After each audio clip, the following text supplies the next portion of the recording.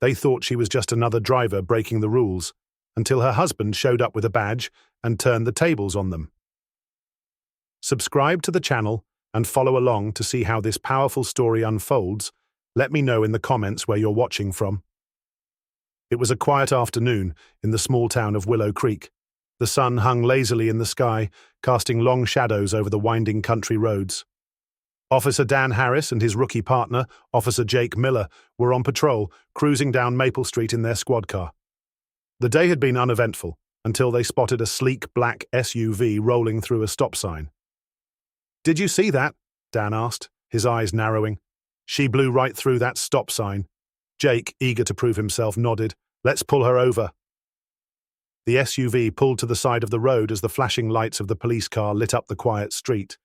Dan stepped out of the car, adjusting his belt and putting on his best, authoritative face. Jake followed closely behind, his hand resting on his holster, just in case. The driver's side window rolled down, revealing a woman in her mid-30s with sharp features and an air of confidence. She looked at the officers with a calm, almost amused expression. "Afternoon, ma'am," Dan said, tipping his hat. "Do you know why I pulled you over?" The woman raised an eyebrow. "No, officer, I don't. Was I speeding?" "You ran that stop sign back there," Dan replied, pointing behind him. "License and registration, please." The woman sighed but complied, handing over her documents without a word. Dan took them and walked back to the squad car, Jake trailing behind. Back at the car, Dan ran the woman's information through the system. Her name was Emily Carter, and her record was clean. No priors, not even a parking ticket. But something about her demeanor bothered him. She was too calm, too composed. Most people got nervous when pulled over, but not her. "Something's off," Dan muttered, glancing at Jake. "She's hiding something." Jake frowned. "What do you mean?" "Her record's clean." "Exactly, too clean. And did you see the way she looked at us? Like she's got something to prove?" Dan decided to dig deeper. He walked back to the SUV, his hand resting on his belt. "Ma'am, step out of the car, please." Emily's eyes narrowed. "Excuse me, is there a problem, officer?" "Just step out of the car," Dan repeated, his tone firm. Emily hesitated but complied, stepping out and standing beside her vehicle. She crossed her arms, her expression now one of mild irritation. "Can you tell me what this is about?" Dan ignored her question. "Do you have any weapons or illegal substances in the vehicle?" Emily scoffed. "Of course not. Are you serious?" Dan motioned to Jake. "Search the car." Jake hesitated, glancing at Emily. Are we sure about this, Dan?" "She doesn't seem—" "Just do it," Dan snapped. As Jake began searching the SUV, Emily's irritation turned to anger. "You're wasting your time, officer. I haven't done anything wrong." Dan smirked. "We'll see about that." Officers Dan and Jake in the middle of searching Emily's SUV. Dan is convinced that Emily is hiding something, despite her clean record and calm demeanor.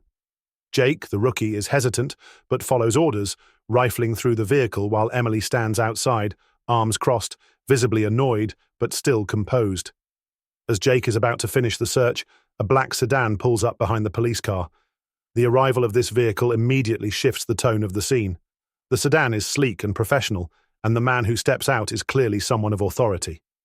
He's tall, broad-shouldered, and dressed in a sharp suit.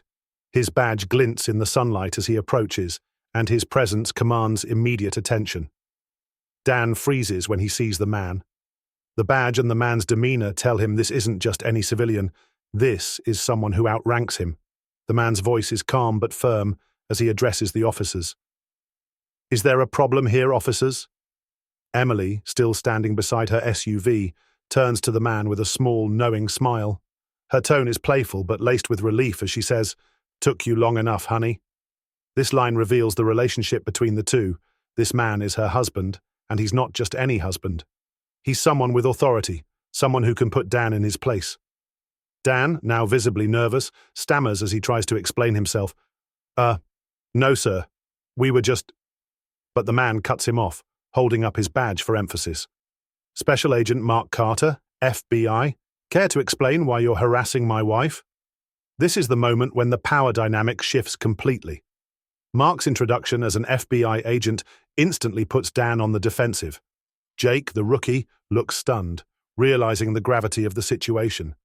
Dan, who moments ago was acting with unchecked authority, now finds himself on the receiving end of a much higher authority. Mark's next words are calm but cutting. He points out the officer's mistakes with precision.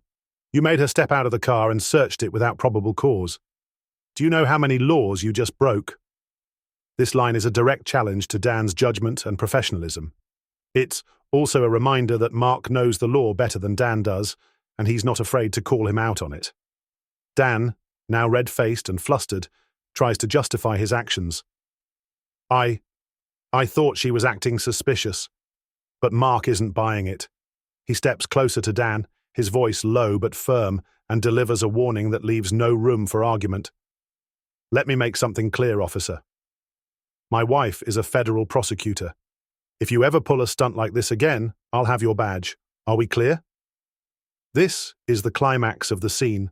Mark's words are a direct threat, but they're delivered with the calm confidence of someone who knows he has the upper hand. Dan, realizing he's been outmaneuvered, nods quickly and mutters, "Yes, sir. Crystal clear." Mark then turns to Emily, his demeanor softening. He asks her, "You okay, Em?" And she responds with a smile, "I'm fine. Just another day dealing with overzealous cops." This exchange shows the warmth and partnership between Mark and Emily, contrasting sharply with the tense confrontation with the officers. Finally, Mark turns back to Dan and Jake and dismisses them with a curt, "Consider this a warning. Now, if you'll excuse us, we have somewhere to be." With that, Mark and Emily get into their vehicles and drive off, leaving Dan and Jake standing in stunned silence. Dan and Jake standing in stunned silence as Mark and Emily drive off. The tension from the confrontation lingers in the air, and the officers are left to process what just happened. Dan, who moments ago was brimming with confidence, now looks visibly shaken. His pride has taken a hit, and the weight of Mark's warning is sinking in. Jake, the rookie, is the first to break the silence. He lets out a low whistle and says, "Well, that could have gone better." Dan sighs deeply, running a hand through his hair as he leans against the squad car. His voice is tinged with frustration and regret as he mutters, "Yeah, no kidding. I just screwed up big time." He's not just admitting his mistake to Jake, he's admitting it to himself. For the first time, Dan is forced to confront the consequences of his actions. His overzealousness and lack of judgment have put him in a precarious position, and he knows it. Jake hesitates for a moment, then speaks up. His tone is cautious, but there's a hint of reproach in his words. "Maybe we should have just given her a warning and let her go." It's a simple statement, but it cuts deep. Jake is subtly reminding Dan that this entire situation could have been avoided if they had handled it differently. Dan shoots him a sharp look, his pride bristling at the suggestion. "You think I don't know that?" he snaps, his voice rising, but then he deflates, his anger giving way to resignation. I don't know. Something about her rubbed me the wrong way." Jake shrugs, trying to lighten the mood. "Well, next time, maybe we should think twice before jumping to conclusions. It's a gentle jab, but it's also sound advice. Jake may be the rookie, but in this moment, he's the voice of reason." Dan nods slowly, his expression thoughtful. "Yeah, next time." But there's a lingering unease in his voice. He knows this isn't just about a traffic stop gone wrong, it's about his judgment, his authority, and potentially his career. As they get back into the squad car, Dan can't shake the feeling that this incident isn't over. Mark's warning echoes in his mind. "If you ever pull a stunt like this again, I'll have your badge." Dan knows Mark wasn't bluffing. And Emily, she's not just any woman, she's a federal prosecutor, someone who deals with power and authority on a daily basis. Dan has a sinking feeling that she won't let this slide. She's the kind of person who doesn't forget a slight, and Dan has a feeling his badge is on borrowed time. Dan and Jake driving off, the weight of the encounter hanging heavy in the air. Dan is quiet, lost in thought, while Jake glances at him occasionally, unsure of what to say. The road ahead is uncertain, and Dan knows he's made an enemy he can't afford to have. The story leaves the audience wondering what will happen next. Will Dan face repercussions for his actions? Will Emily or Mark take things further? Or will Dan learn from his mistakes and become a better officer? The possibilities are endless, but one thing is clear: this is a day Dan won't soon forget.